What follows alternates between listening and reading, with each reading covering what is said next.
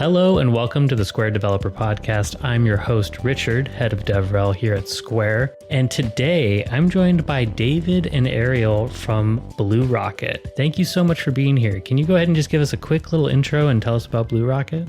Sure. Blue Rocket is a boutique design and development firm.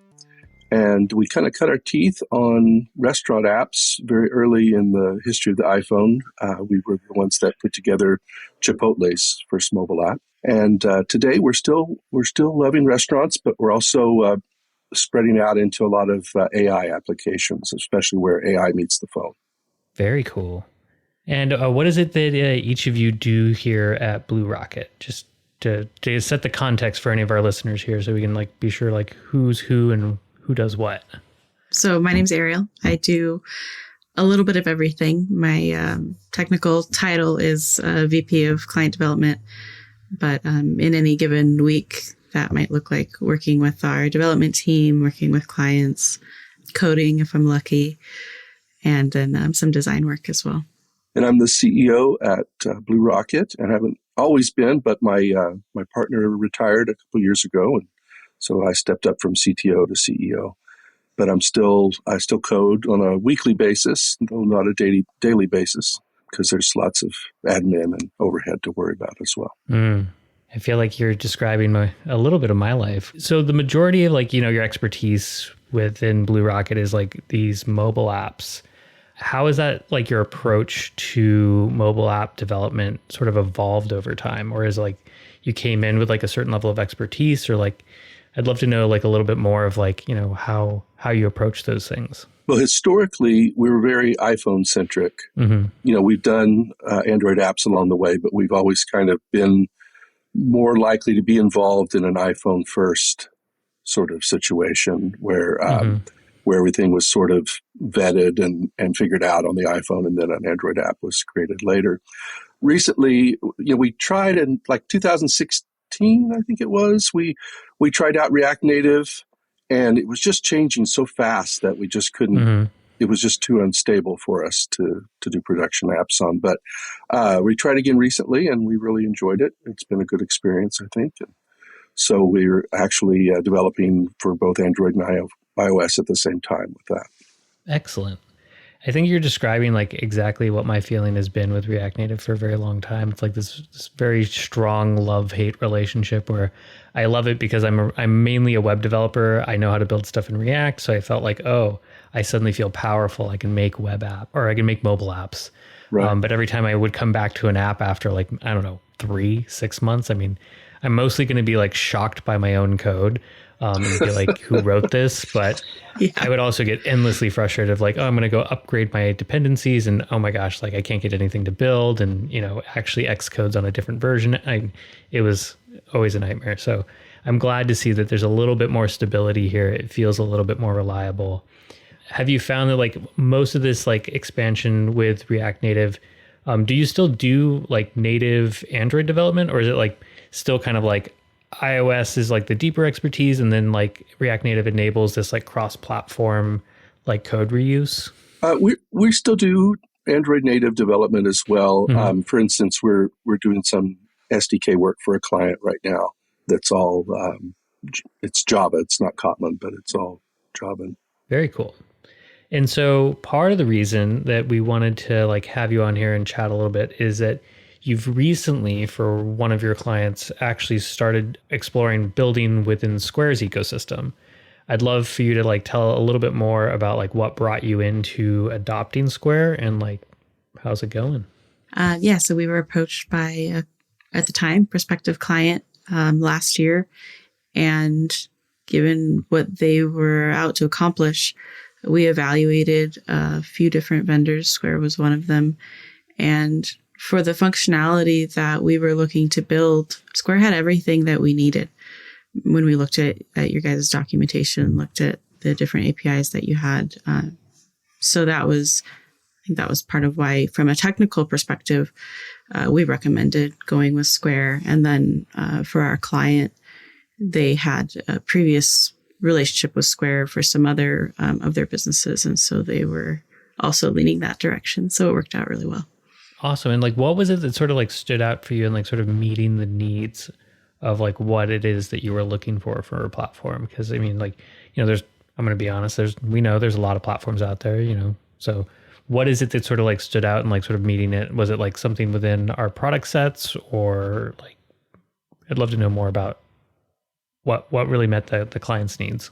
Yeah, so it was mainly the APIs that you guys offer. So one of the things that they wanted to accomplish was kind of this dynamic macro calculation as you're ordering. And so when we were looking specifically for a way to do that, Square was really the only one that had something that we could leverage for that. So we're using the catalog custom attributes. And so can we talk a little bit more about like the app and sort of like what it is that you're building? Maybe like we'll roll back a little bit and sort of like you met with a prospective client that, like, to what extent you can like to sort of discuss this, like who are they, what were they actually like looking to build, and then how did you sort of like arrive at like what you're going to sort of create for that mobile experience? So Bowl is a fast casual restaurant that's opening this year in Elk Grove, California. Their offering is to be fast, to be customizable, to use high quality ingredients. And so when they approached us, being able to appeal to really any user that's on any diet was something they wanted to be able to do.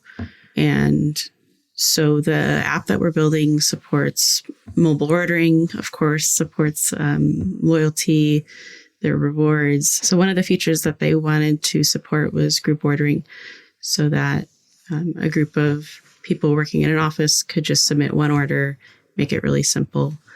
And so that's one of the things that we've done. And it was really important to us from a technical perspective to be able to rely on whichever vendor we chose as the source of truth, so that our backend server could be as lightweight as possible.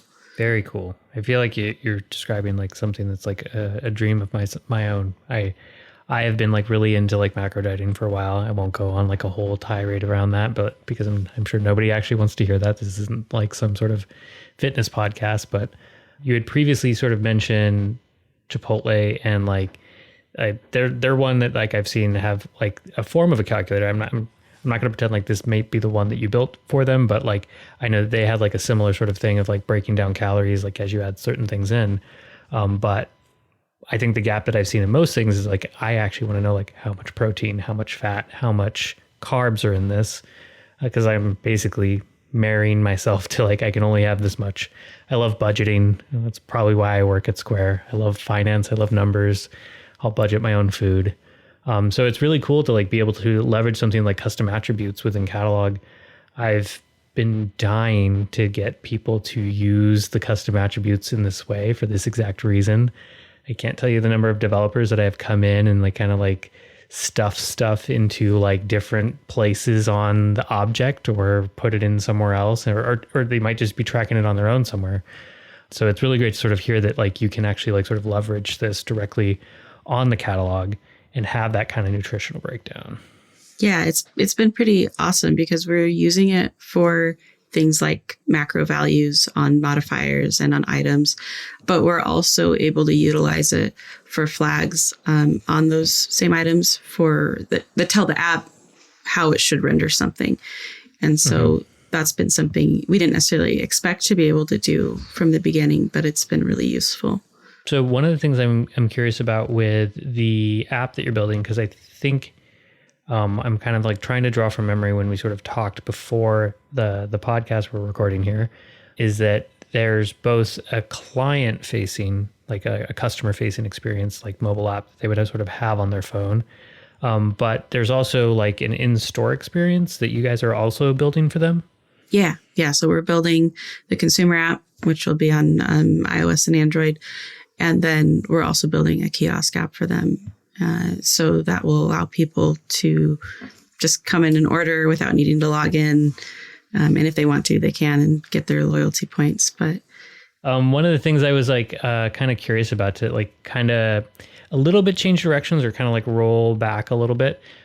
When somebody's sort of like coming in, like you have this prospective client, and I really kind of want to like paint a picture for other folks because, I think I've mostly been in the realm of like I've worked for some company and like I kind of just build software based on like their usual process. And I want to sort of understand like how you approach this, because you don't just like sort of like build apps. Like there's a whole experience that you have to like sort of walk people through. Like what is the actual business need? What are all like the different metrics? I'd love to sort of like paint a picture for listeners on like what agency kind of development looks like. So like maybe we can start from like you have an inbound inquiry come in and you're sort of like fielding a request. Like what sort of happens from there as you work with the client? So usually we arrange for a half-hour meeting, a video conference meeting, just to get a better picture of what the unmet need is, what they're trying to accomplish. Mm-hmm. And depending on kind of where they're at, what their experience in the software lifecycle is, we might recommend that they come in for like a free 3-hour consultation where we kind of build out a more complete definition of the product that they're hoping to build. Or if they're very, very early or very new to software, we might recommend a little bit longer of a workshop where they come in and really get situated, and we can really help them develop an intuition and an overall sense of what it's like to build software. Mm-hmm. So that might take, we might do a few hours each day for 3 days in a week span in that case. But often we can get somewhere where we're ready to talk about dates and schedules and numbers in that first 3-hour workshop. Okay, so like in the case of like this mobile app where you have like both an in-person, like a consumer app and then like sort of an in-store experience, is that something that was like sort of known ahead of time? Is that was sort of like found through discovery and like trying to figure out like what it is that they were ultimately solving for? Like I love to like sort of understand like how you sort of like the best way that I put this, like when I like talk to people in my community, is like sometimes I'm having to sort of like pull the actual problem out of like, okay, like what is it that like we're really trying to drive towards here? Like we don't want to have like really long lines. So you're like, okay, like maybe we want to have a self-order kiosk. Like I'm sort of understanding like, was this something that was maybe known ahead of time or is like found through the discovery process? Yeah, if I remember right, I think Kyle came to us knowing he wanted to do a kiosk app in store. And it definitely, not having or giving people a shunt, to avoid the line was definitely a big motivator for that. Mm-hmm. Because it is the concept is an attended sort of assembly there in the store where they can say, oh, I want some of that and I want some of that, like Mod Pizza or like Chipotle. Although Mod Pizza is a bad example, they're kind of disappearing. But I do love Mod Pizza. It is delicious. I like them too. Yeah. Because like I'm always curious also like in the approach to like user experience between the two of them. And I always have this like running theory. I'm maybe validating myself by like asking this in different contexts on the podcast. But one thing I sort of learned that like it was very different to me on like, say, building an in-person experience versus a consumer experience is that in person, I do feel like a user has maybe like a lower tolerance for like waiting on things or load times or like any kind of like delays, whereas like, you would maybe even in a mobile app, you might have like slightly more tolerant, like, oh, like it took a little bit like to fetch this data and like render it in a view. And so I'm just like kind of curious, like what are like sort of like the little nuggets of things that you've sort of had to sort of change when approaching for like an in-store experience versus the consumer one? I would say we really had to optimize for simplicity and efficiency because it may be their first time using the kiosk. It may be their first time using any kiosk. And a lot of the kiosk experiences that are out there are really hard to use. Mm-hmm. So really, we tried to pare down what the user needed to do in order to create an order, even to like where they're entering their name. We just wanted to remove as many roadblocks as possible for them. And like, are there like sort of in the in-person experience, I guess like there is like always like a little bit of like the ripcord of like, oh, I can go because it's attended. So like you could be like, hey, I'm running into an issue. that they can at least have somebody at the store there hopefully help them in troubleshooting it if they did run into an issue. Have you found like having to implement any kind of like ask for help within there where they can sort of just say like, I got stuck? Or is it kind of like just sort of they hopefully just back themselves out and start over again? The store's not open yet, so we haven't had a lot of user feedback for that kind of thing. And it's not clear to me yet what the staffing situation will be like, if there would be somebody available to come out and help with the kiosk or not. Mm-hmm. So I guess we'll figure that out. Yeah, because I've seen a lot of like some other people who've built with our in-store experiences, and I mean, I don't want to like tout like the power of our platform or our tools. I think we actually just get lucky that we have good developers building intuitive apps on our stuff. But it's more often that like they've just sort of had like a way of like resetting back at the beginning again. The only other thing I've sort of heard is from when trying to sort of troubleshoot, I say like a common thing that has happened for some folks, ways of mitigating this is like, you know, that for an employee to like get trained on like, say, how do I reset the kiosk? That's actually like fairly intuitive and not requiring like a huge amount of training, because we provide some stuff on like, hey, pair the reader, do this, and then it's good to go. But I have like heard that like that's like the only other thing that like tends to need consideration when rolling this out. The only other one I thought was like accessibility. I wonder like, is that something that like is something that you're thinking about for the initial version of this app, or something that's like considered like an important requirement up front? I would say one thing that we're kind of always keeping in mind is trying to kind of have multiple cues. So it's not just color, you know, we're trying to use different shapes or things like that. So in that sense, I would say it's part of this first version, but anything beyond that, we're definitely interested in. So for the consumer side of the app, that's mostly to sort of understand like the use cases. Like that's like for like, I want to order ahead, maybe curious, like, is there also going to be a delivery component, or is it primarily for like, oh, I want to order online? Yeah. So there's going to be a delivery component. And actually the integration with DoorDash that Square just kind of upgraded was perfect timing for us. Excellent. So yeah, they'll be doing their delivery option, their pickup option. And then they also can save favorites. They can track their loyalty progress. Mm-hmm. And then the group ordering is another big one. And then kind of changing gears a little bit, I'm curious, like as you're, you know, I know that like success might be defined as like, hey, you know, we've found like the right use case, we've landed the client, we've got the work done, we deliver. What does it look like in terms of like defining like success metrics, like once something is like live and running, and like to what extent do you like sort of like continue on and like maintaining those things, or is it usually that you would sort of build like an offboarding plan to be like, here's how you can sort of take on maintaining this for you and your team going forward? So with a concept and a company as new as Bowl, I don't think it would be wise for them to take on the burden of software development maintenance for some time to come yet. So we, you know, when they've gotten big enough that it makes sense to staff that internally, then we'll help them. Help them transfer that to an internal staff. But I wouldn't see that happening for a couple of years yet.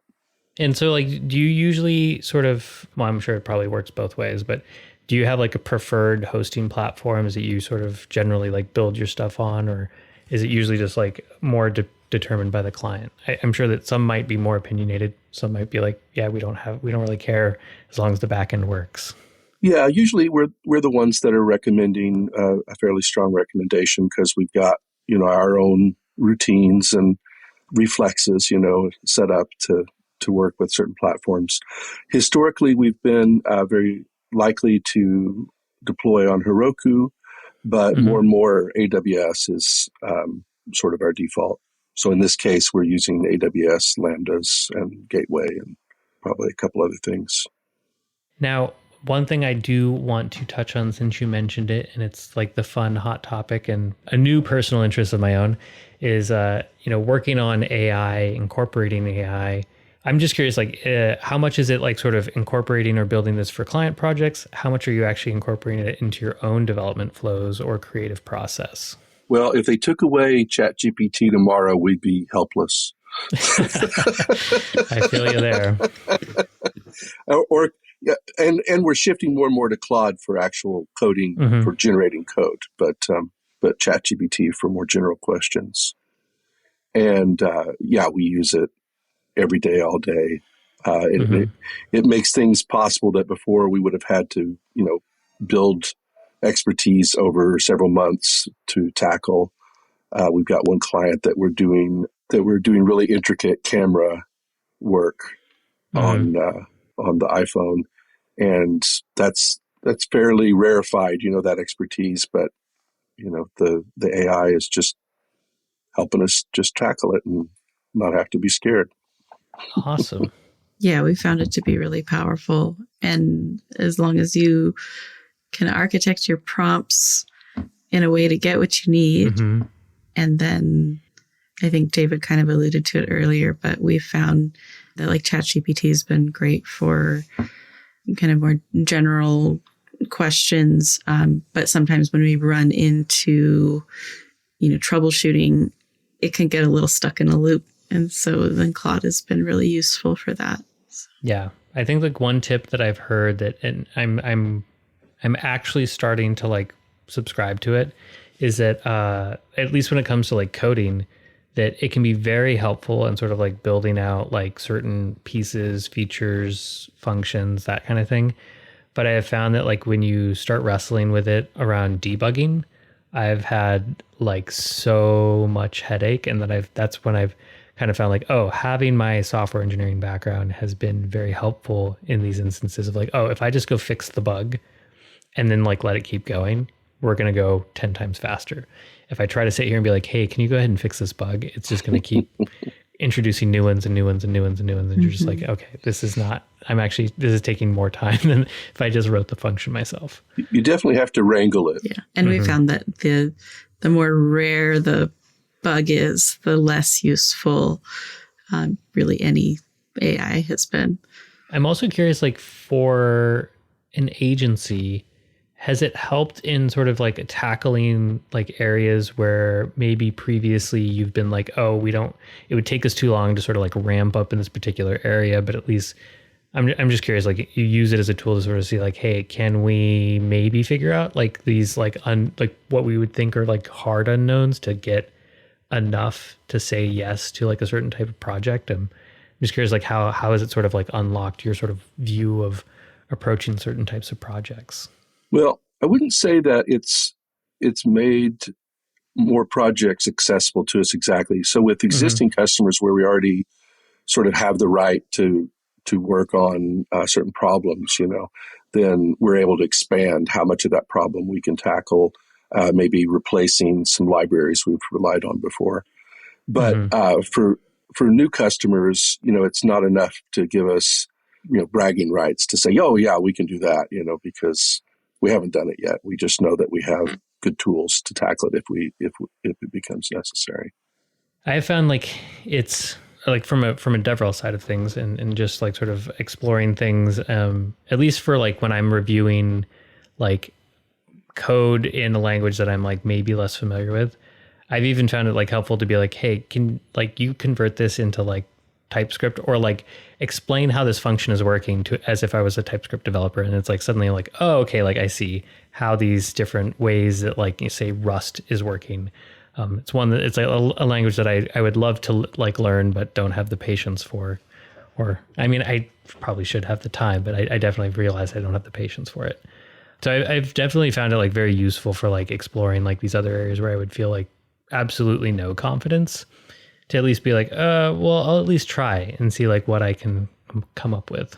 That's good to hear. I have a dream of taking one of our Swift UI apps and using AI to generate the Android version of it. So we'll see if that works out. I would love to know if it does, because like that's like for me, that's like the dream of like, oh, I wrote this example app. I wrote it in TypeScript. Can you go ahead and like convert this into Python or Django or some other framework? Like that'd be amazing.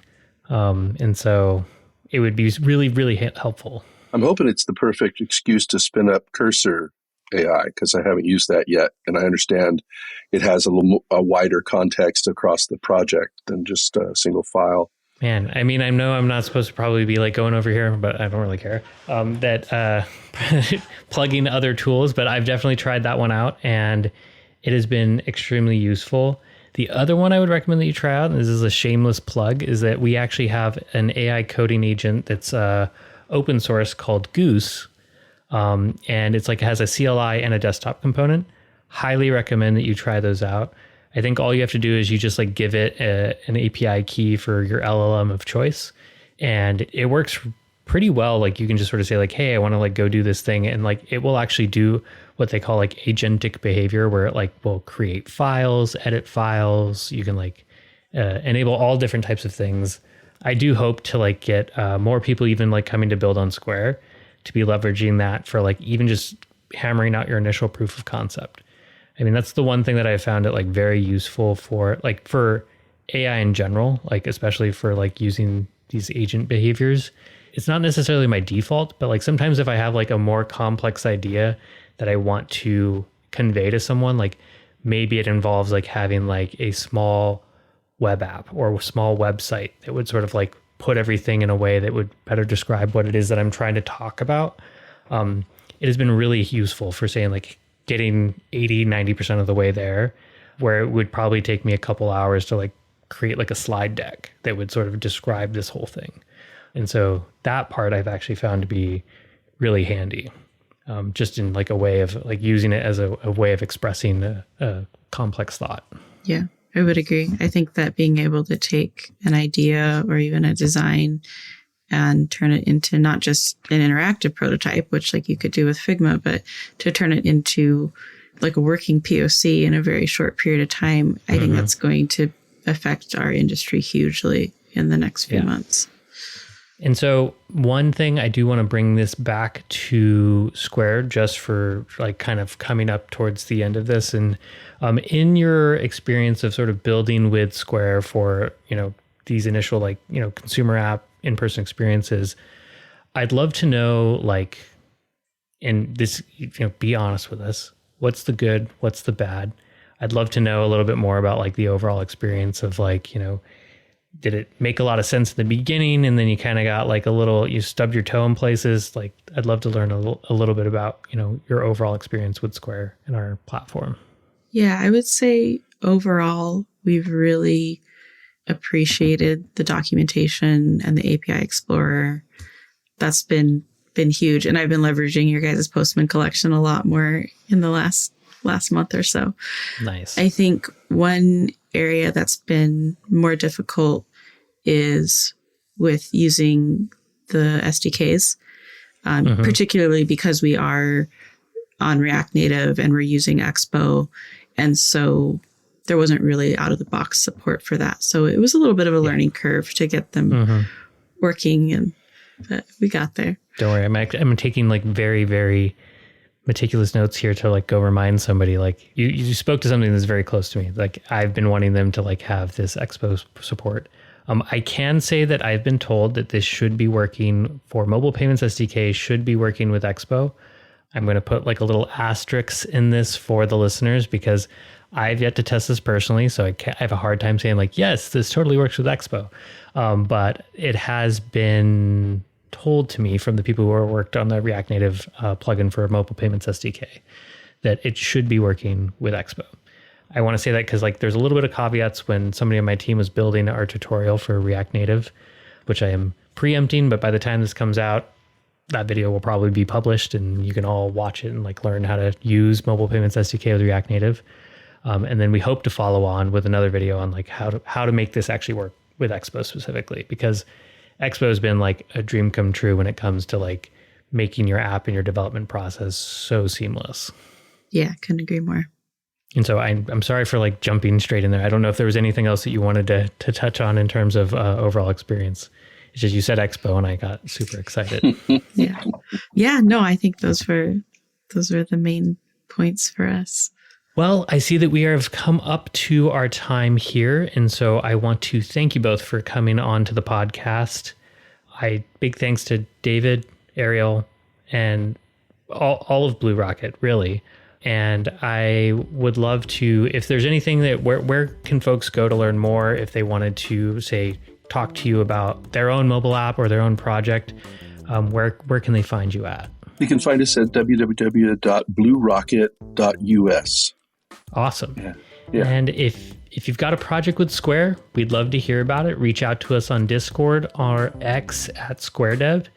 Don't forget to subscribe and check out developer.squareup.com for more. Keep building and catch you next time.